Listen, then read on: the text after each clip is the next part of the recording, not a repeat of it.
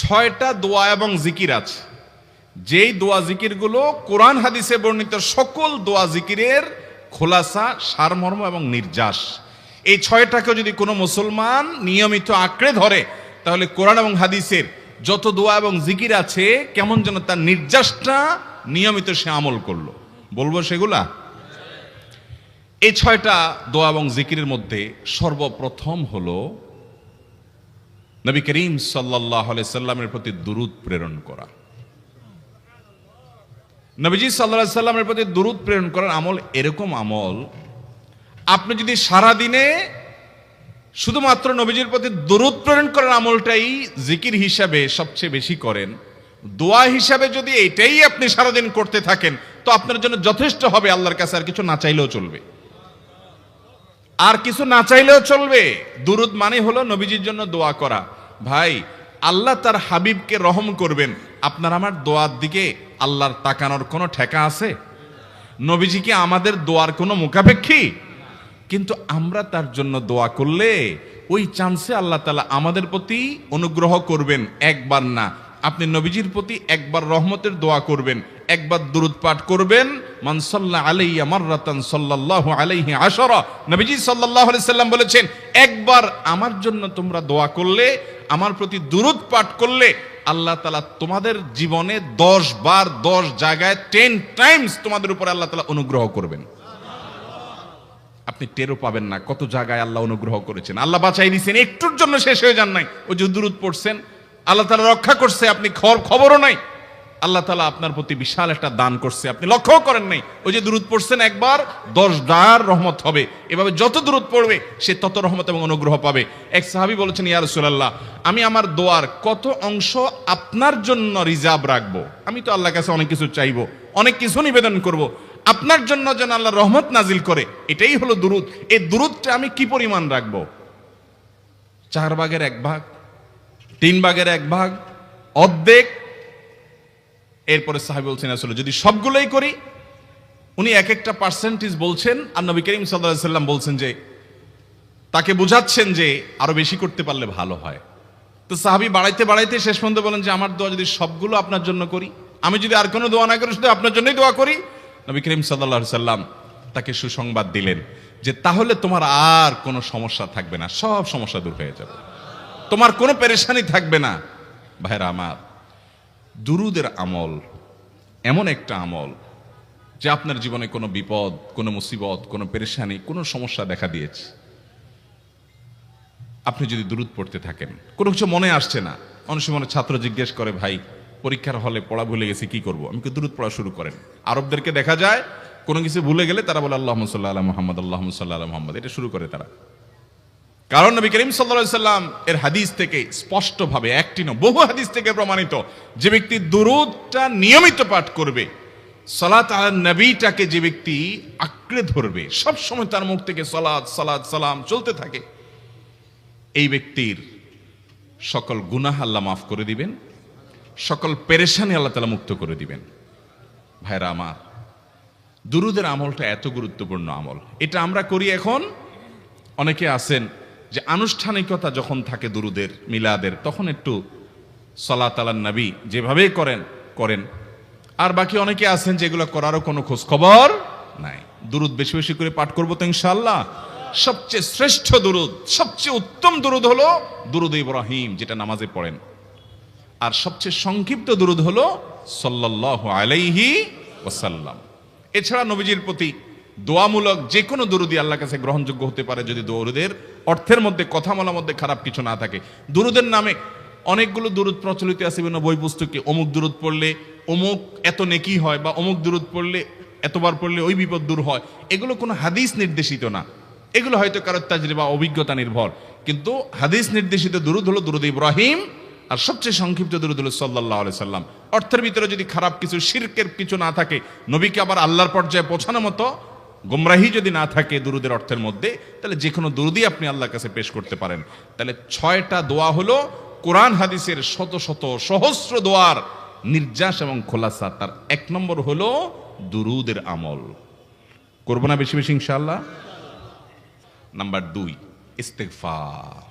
ইস্তেগফার ইস্তেগফার এটাও বেশি বেশি করতে হবে, দুরূদও বেশি বেশি করতে হবে। দুরূদের ব্যাপারে নবী করিম সাল্লাল্লাহু আলাইহি সাল্লাম এক হাদিসে বলেছেন, আকসিরু আলাইয়া মিনাস সালাতি মিন ইয়াউমিল জুমআতি ওয়া লাইলাতিল জুমআহ।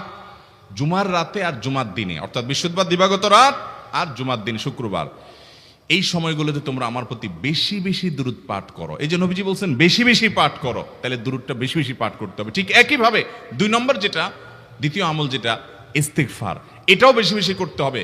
কারণ ইস্তেগফার সম্পর্কে কোন কোন হাদিসের ভাষ্যের মধ্যে মান লাজিমাল ইস্তেগফার ভাষ্য এসেছে, অর্থাৎ যে ব্যক্তি ইস্তেগফারকে আঁকড়ে ধরবে, এটাকে কন্টিনিউয়াসলি করবে, ইস্তেগফার কখনো ছাড়বে না, সবসময় তার মধ্যে ইস্তেগফার অব্যাহত থাকবে, ওই ব্যক্তিকে আল্লাহ রাব্বুল আলামিন বিভিন্ন পেরেশানি থেকে সারপ্রাইজড হওয়ার মতো এমন এমন পথ বের করে দিবে যে সে চিন্তাও করে নাই, তার পেরেশানি থেকে মুক্তির পথ আল্লাহ তাআলা দেখায় দিবেন।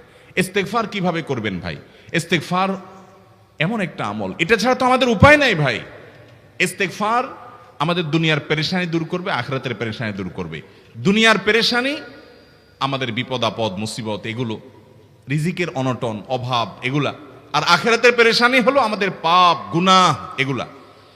কোরআনে কারিমে আল্লাহ রাব্বুল আলামিন সূরা নূহের মধ্যে আল্লাহ নবী নূহ আলাইহিস সালাম তার সম্পর্কে বলছেন, ফাকুলতুস্তাগফিরু রাব্বাকুম ইন্নাহু কানা গাফফারা ইউরসিলিস সামাআ আলাইকুম মিদরারা ওয়া ইউমদিদুকুম বিআমওয়ালিন ওয়া বানিন ওয়া ইয়াজআল লাকুম জান্নাতিন ওয়া ইয়াজআল লাকুম আনহারা।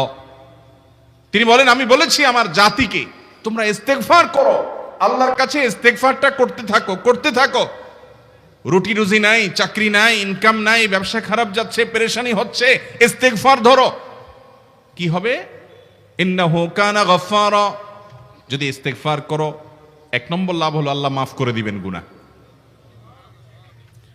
ইউরসিলিস সামাআ আলাইকুম মিদরারা, যাতে ফসল ভালো হয়, রিজিক ভালো হয়, সেই ব্যবস্থা আল্লাহ করবেন। ওয়া ইউমদিদুকুম বিআমওয়ালিন ওয়া বানিন, ছেলে মেয়ে হয় না অথবা ভালো ছেলে মেয়ে নাই, আল্লাহ তাআলা নেক সন্তান দিয়ে তোমাকে শক্তিশালী করবেন, সম্পদ দিয়ে শক্তিশালী করবেন। ওয়া ইয়াজআল লাকুম জান্নাতি ওয়া ইয়াজআল লাকুম আনহারা, আল্লাহ তাআলা প্রসবন দিবেন, ফসল দিবেন, বরকত দিবেন রুজিতে। কিসের মাধ্যমে? ইস্তেগফার। কিসের মাধ্যমে ভাই? ইস্তেগফার। আহা, ইস্তেগফারের আমল আমাদের দেশে মানুষ আমরা জানি না ভাই। এটাও আরবদেরকে আমি দেখেছি, সারাক্ষণ তারা অবসর সময়গুলোতে ইস্তেগফার করতে থাকে, আস্তাগফিরুল্লাহ ওয়া আতুবু ইলাইহি, আস্তাগফিরুল্লাহ আস্তাগফিরুল্লাহ। মানে কি? আল্লাহর কাছে আমি ক্ষমা প্রার্থনা করি, আল্লাহর কাছে আমি মাপ চাই, আল্লাহর কাছে আমি তওবা করি, আল্লাহর দিকে আমি ধাবিত হই, আল্লাহর কাছে আমি ফিরে যাই, আস্তাগফিরুল্লাহ আস্তাগফিরুল্লাহ। আপনি বসে আছেন নিরিবিলি, ভাইরা আমার, এখন আর নিরিবিলি বলতে কোনো সময় নাই, এখন আর ফ্রি টাইম নাই, এখন আর আমাদের অবসর টাইম নাই। আস্তাগফিরুল্লাহ কখন বলবো? মোবাইল টিপতে টিপতে টিপতে টিপতে, ফেসবুকের নোটিফিকেশন দেখতে দেখতে দেখতে, লাইক কমেন্ট গুনতে গুনতে আমাদের এখন কোনো ফুরসত নাই। বাহিরে তো নাই, টয়লেটে গেলেও তখন আমাদের ব্যস্ততা মোবাইল নিয়ে, ফেসবুক নিয়ে, ঘুমাইতে গেলেও আমাদের ব্যস্ততা। ও ভাই আমার, অথচ আমার হায়াত শেষ হয়ে যাচ্ছে, আমল নামার শূন্য খালি, ফেসবুক টিপাটিপিতে পরিপূর্ণ। আল্লাহর কাছে কি নিয়ে যাবেন? ইস্তেগফার করবেন তো ইনশাআল্লাহ। ইস্তেগফারের ভিতরে সবচেয়ে শ্রেষ্ঠ ইস্তেগফার হলো সাইয়্যিদুল ইস্তেগফার। সাইয়্যিদুল ইস্তেগফারটা যদি মুখস্থ না পারেন, অন্তত লিখিত ভার্সনটা পড়েন। সাইয়্যিদুল ইস্তেগফারের যে অর্থ, এটার যে মর্ম, বড় হৃদয়গ্রাহী ভাই, বড় মর্মস্পর্শী। ইমানদার এটার অর্থের দিকে তাকায় যদি পড়ে, তো তার অন্তর না গলে পারে না। আল্লাহুম্মা আনতা রব্বি, হে আল্লাহ আপনি আমার রব, আপনি আমার পালনকর্তা লাগেন, আপনার সাথে আমার এই সম্পর্ক, আমি আপনার গোলাম, আপনি আমার রব, এই সম্পর্কটা আপনার সাথে আছে।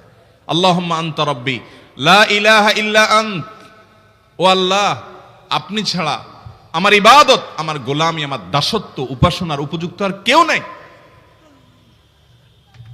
আল্লাহুম্মা আনতা রব্বি লা ইলাহা ইল্লা আন্ত খালাকতানি, আপনি আমাকে সৃষ্টি করেছেন, ওয়া আনা আবদুক, আল্লাহ আমি আপনার গোলাম। দেখেন কিভাবে আল্লাহর সাথে সম্পর্কটার কথা বলা হচ্ছে মুহাব্বতের সাথে। খালাকতানি ওয়া আনা আবদুক, আল্লাহ আপনি আমাকে সৃষ্টি করেছেন আর আমি আপনার গোলাম। ওয়া আনা আলা আহদিকা ওয়া ওয়া'দিকা মাস্তাতা'তু, আল্লাহ আপনার সাথে যে অঙ্গীকার করেছিলাম, আলাস্তু বিরব্বিকুম, আপনি জিজ্ঞেস করেছেন, আলমে আরওয়াহাতে আমরা বলেছি বালা, হ্যাঁ আপনি আমার রব।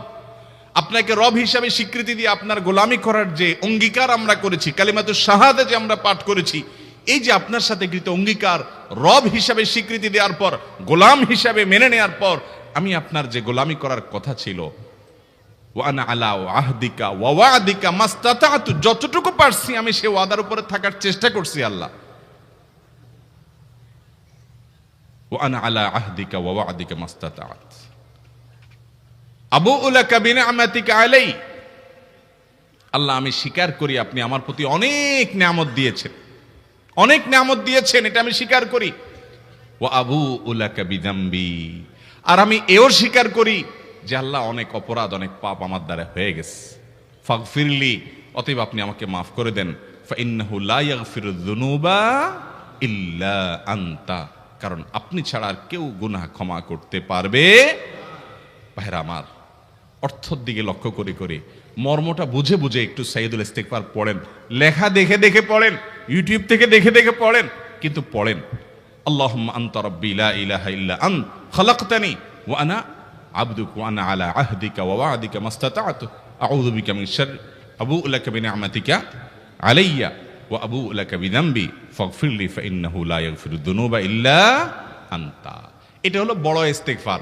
এত বড় ইস্তিগফার পড়তে পারেন না, কোনো পেরেশানি নাই, কোনো অসুবিধা নাই। সবচেয়ে ছোট ইস্তিগফার হলো আস্তাগফিরুল্লাহ আস্তাগফিরুল্লাহ আস্তাগফিরুল্লাহ। আল্লাহ আপনার কাছে ক্ষমা চাই, কত ভুল হয়ে যায়, কত অন্যায় হয়ে যায়। ভাইরা আমার, এটা হলো রিমুভার। ভুল করে কিছু লিখছেন, রিমুভ করে ফেলছেন, শেষ হয়ে গেছে। আপনি ঘন ঘন ইস্তিগফার পড়তে থাকেন, অগণিত ভুল হয়, অগণিত ত্রুটি হয়, বারবার ইস্তিগফার এগুলোকে সবগুলোকে শেষ করে দেয়। ভাইরা আমার, নিরাপত্তা এনে দেয়। আল্লাহ কোরআনে কারিমে বলেছেন যে আপনার রব আপনার কওমের প্রতি আযাব নাজিল করবেন না যদি আপনি থাকেন, আর যদি তারা ইস্তিগফারে রত রাখে তাহলে গণ আযাব আল্লাহর পক্ষ থেকে আসবে। আরেকটা ইস্তিগফার হাদিসে বর্ণিত, আস্তাগফিরুল্লাহাল্লাযী লা ইলাহা ইল্লা হুয়াল হাইয়ুল কাইয়্যুম ওয়া আতুবু ইলাইহি ওয়া লা হাওলা ওয়া লা কুওয়াতা ইল্লা বিল্লাহ। এটাও ইস্তিগফার। তাহলে একটা বড় ইস্তিগফার, একটা মিডিয়াম, একটা ছোট, যার যেটা সুবিধা হয় এটা পড়েন। নাম্বার 3, এটা আমাদের বেশিরভাগ মানুষ জীবনে হয়তো শুনেনও নাই, অনেকে হয়তো শুনছেন, আমল করা হয় না।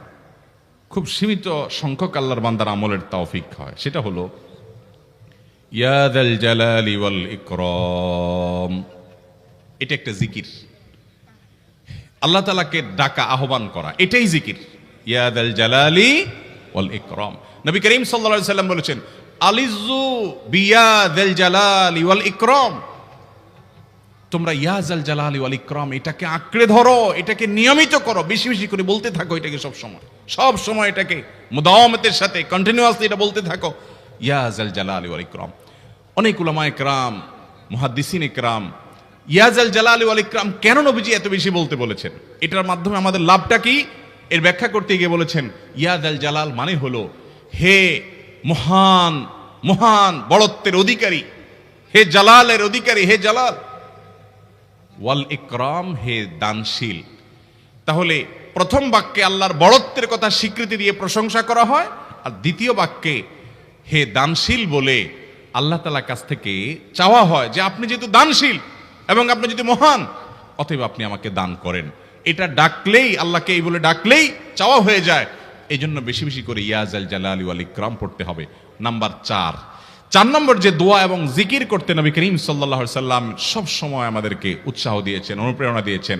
এবং ইবনে সাদি রাহিমাহুল্লাহ তিনি 6টা নির্যাস দোয়া এবং জিকির যে বলেছেন তার 4 নম্বর হলো লা হাওলা ওয়ালা কুওয়াতা ইল্লা বিল্লাহ। লা হাওলা ওয়ালা কুওয়াতা ইল্লা বিল্লাহ। লা হাওলা ওয়ালা কুওয়াতা ইল্লা বিল্লাহ এটা হলো সারেন্ডার করা, আল্লাহর কাছে সারেন্ডার করা, আত্মসমর্পণ করা। মানে আল্লাহ ছাড়া কোনো ভালো কাজ করার ক্ষমতা কারণ নাই, করার তৌফিক দেওয়ার ক্ষমতা কারণ নাই, আর পাপ থেকে বাঁচানোরও ক্ষমতা কারণ নাই। এই জন্য আমি কেমন যেন আল্লাহর কাছে সারেন্ডার করছেন, লা হাওলা ওয়ালা কুওয়াতা ইল্লা বিল্লাহ। কোন অবস্থা, কোন সামর্থ্য এগুলো কারোর কাছে নাই, শুধুমাত্র কার কাছে আছে? আল্লাহর কাছে আছে। এই অর্থ বুঝে আপনি লা হাওলা ওয়ালা কুওয়াতা ইল্লা বিল্লাহ বেশি বেশি পাঠ করবেন। নবী করিম সাল্লাল্লাহু আলাইহি সাল্লাম বলেছেন, তোমাদেরকে কি আমি জান্নাতের একটা ভান্ডারের খবর দেব? যেটা জান্নাতের ভান্ডার, সওয়াব টওয়াব না, সাধারণ অল্প স্বল্প সওয়াব না, পুরো জান্নাতের ভান্ডারের সন্ধান দিয়ে দিব। সাহাবা ইকরাম তো চাইতেনই সেটা। নবীজি সাল্লাল্লাহু আলাইহি সাল্লাম তখন বলেছেন যে লা হাওলা ওয়ালা কুওয়াতা ইল্লা বিল্লাহ, এটা হলো কানজুম মিন কুনুজিল জান্নাহ, জান্নাতের ভান্ডার সমূহের মধ্যে থেকে একটা বড় ভান্ডার হলো লা হাওলা ওয়ালা কুওয়াতা ইল্লা বিল্লাহ। 5 নম্বর আমল হলো দোয়া ইউনুস। দোয়া ইউনুস জানা আছে তো? লা ইলাহা ইল্লা আনতা সুবহানাকা ইন্নী কুনতু মিনাজ জালিমিন। ভাইরা আমার, অর্থের দিকে তাকায়া মাঝে মধ্যে মোবাইল টোবাইল সব ফালায় রেখে একটু আল্লাহর সাথে কথা বলবেন, আল্লাহর সাথে একটু কানেক্টেড হওয়ার চেষ্টা করবেন, আল্লাহর সাথে একটু সংযুক্ত হওয়ার চেষ্টা করবেন। ডিসকানেক্টেড তো পুরো লাইফটা কাটাই দিলেন, একটু কানেক্টেড হওয়ার চেষ্টা করেন। প্রতিদিন কিছু সময় বসে একটু জিকির করেন, চলতে ফিরতে একটু আল্লাহকে সময় দেন। আপনি উপকৃত হবেন, আপনার কল্ব জিন্দা হবে, আমল নামা সওয়াবে পরিপূর্ণ হবে। লা ইলাহা ইল্লা আনতা সুবহানাক ইন্নী কুনতু মিনাজ জালিমিন। অর্থের দিকে তাকান, কত মর্মস্পর্শী। লা ইলাহা ইল্লা আনতা, আল্লাহ আপনি ছাড়া কোনো সত্যিকারের মাহবুদ নাই, উপাস্য নাই। সুবহানাক, আপনি পবিত্র, আমি আপনার পবিত্রতা জ্ঞাপন করছি। ইন্নী কুনতু মিনাজ জালিমিন, তবে আমি সেসব মানুষদের অন্তর্ভুক্ত যারা নিজের প্রতি নিজে জুলুম করেছে, অবিচার করেছে, অন্যায় করে আমার নিজের পায়ে নিজে কুড়াল মেরেছি বহু। অতএব আপনি আমাদের প্রতি রহম করেন। এই দোয়া পাঠ করে আপনারা সবাই জানেন আল্লাহর একজন নবী, তিনি জীবনের সবচেয়ে কঠিন পরিস্থিতির মুখোমুখি হয়ে এমন বিপদে পড়েছেন যে বিপদ থেকে উদ্ধারের কোনো পথ ছিল না। দুনিয়াবি সকল সিস্টেম বলবে যে সমুদ্রে নিক্ষেপিত হয়ে বিশাল বড় সমুদ্রের প্রাণী মাছের পেটে চলে গেলে সে মানুষ আবার বাঁচে কিভাবে? মুহূর্তের ভিতরে তো মারা যাবে অক্সিজেনের অভাবে। এটাই দুনিয়ার সিস্টেম বলে। আল্লাহ তাআলা অলৌকিক ভাবে, লৌকিক সিস্টেমের ঊর্ধ্বে রেখে আল্লাহ তাআলা তাকে এই বাক্য পাঠ করার কারণে, এর মাধ্যমে আল্লাহ তাকে মুক্তি দান করেছেন। এবং আল্লাহ তাআলা এই ঘটনা কোরআনে উল্লেখ করার পর একটা সুসংবাদ বলছেন আমাদের সবার জন্য, বিরাট বড় আনন্দের সংবাদ। আল্লাহ বলেছেন ওয়াকাযালিকা নুনজিল মুমিনিন। এই বাক্য পাঠ করার পর ইউনুস আলাইহিস সালামকে শুধু রক্ষা করেছেন আল্লাহ, তাই নয়, আল্লাহ বলেছেন একইভাবে তাকে যেরকম রক্ষা করেছি, এই বাক্য যদি কেউ পড়ার মতো পড়ে, হক আদায় করে পড়ে, মনের গভীর থেকে পড়ে, মর্ম উপলব্ধি করে পড়ে, নিয়মিত পড়ে, ওয়াকাযালিকা নুনজিল মুমিনিন, ঈমানদারদেরকে আমি রক্ষা করে দেব এভাবে। আরো শুনবেন, আমাদের প্রিয় নবী সাল্লাল্লাহু আলাইহি সাল্লাম বলেছেন, তোমরা আমার ভাই ইউনুস ইবনে মাত্তা যে দোয়া করেছে, ওই দোয়াটাকে তোমরা আঁকড়ে ধরবা, যে কোনো বিপদে আপদে মুসিবতে আল্লাহর কাছে চাইবা। আল্লাহর কাছে ডাইরেক্ট চাইলে যে পাওয়া যাবে, এটা অনেক মুসলমান বিশ্বাস করে না, ভালো করে জানে না। ভাইরা আমার, আল্লাহ কোরআনে বলেছেন উদউনি আস্তাজিব লাকুম, তোমরা আমার কাছে দোয়া করো, আমি কবুল করব। ওয়াদা করেছেন আল্লাহ তাআলা। আমার রব কি ওয়াদার খেলাফ করে? আমাদের রব ওয়াদার খেলাফ করে? ইন্নাহু লা ইউখলিফুল মিআদ, তিনি ওয়াদার খেলাফ করেন না। তিনি বলেছেন তোমরা দোয়া করো, হালাল বক্ষণ থাকে, যদি হালাল উপার্জন যদি থাকে, শরীরে যদি হারাম যদি না থাকে, শর্ত আদায় করে দোয়া যদি করেন, দোয়া করে আবার হুলস্থুল যদি না করেন, তাড়াহুড়ো যদি না করেন, দোয়া করে আল্লাহর কাছে দরখাস্ত জমা দিয়ে দেন, দুরূদ পাঠ করেন, শর্ত আদায় করে দোয়া করেন, আপনি যত অপরাধী হন, যত গুনাহগার হন, যত পাপিষ্ঠ হন, আল্লাহ আপনার দোয়া কবুল করবে। আচ্ছা ভাই, আমরা যত খারাপ হই, আপনি নামাজ পড়েন না, আপনি ফিল্ম দেখেন, আপনি হারাম জিনিস দেখেন, আপনি অনেক খারাপ কাজ করেন, গালিগালাজ করেন, মানুষের হক মারেন, যত খারাপ আপনি হন, আপনি ইবলিসের চেয়ে বেশি খারাপ হতে পারবেন? ইবলিসের চেয়ে বেশি খারাপ হওয়ার সুযোগ আছে? খারাপের বাপ সে, তার মতো খারাপ তো আপনি চাইলেও হতে পারবেন না, ঠিক না ভাই? ঠিক। আচ্ছা, এই ইবলিস আল্লাহর কাছে দোয়া করছে কখন? এমন সময় যখন আল্লাহ তাকে নির্দেশ করছে সিজদা করো, আদমের সম্মানে। সেই নির্দেশ সে লঙ্ঘন করেছে, ডাইরেক্ট আল্লাহর সামনে সরাসরি লঙ্ঘন, সরাসরি বিদ্রোহ। আপনার সামনে আপনার ছেলে, আপনার কর্মচারী, আপনার কাজের লোক ডাইরেক্ট যদি একটা জিনিস বলে পারবো না, কি পরিমাণ মেজাজ আপনার গরম হবে চিন্তা করেন। অথচ আপনিও মানুষ, সেও মানুষ, আর আল্লাহ হলেন সৃষ্টিকর্তা, এ হলো সৃষ্টি। সে যুক্তি দেখায়, খালাক্তানি মিন নার ওয়া খালাক্তাহু মিন তিন, আমারে আগুন থেকে তৈরি করছেন, তারে মাটি থেকে তৈরি করছেন, আমি কেন তারে সিজদা করব? তর্ক যুক্তি হাজির করে আল্লাহর নির্দেশকে আল্লাহর সামনে লঙ্ঘন করেছে। কত ডেঞ্জারাস সিচুয়েশন বুঝেন, কি পরিমাণ রাগ আল্লাহ রাব্বুল আলামিন হওয়ার কথা।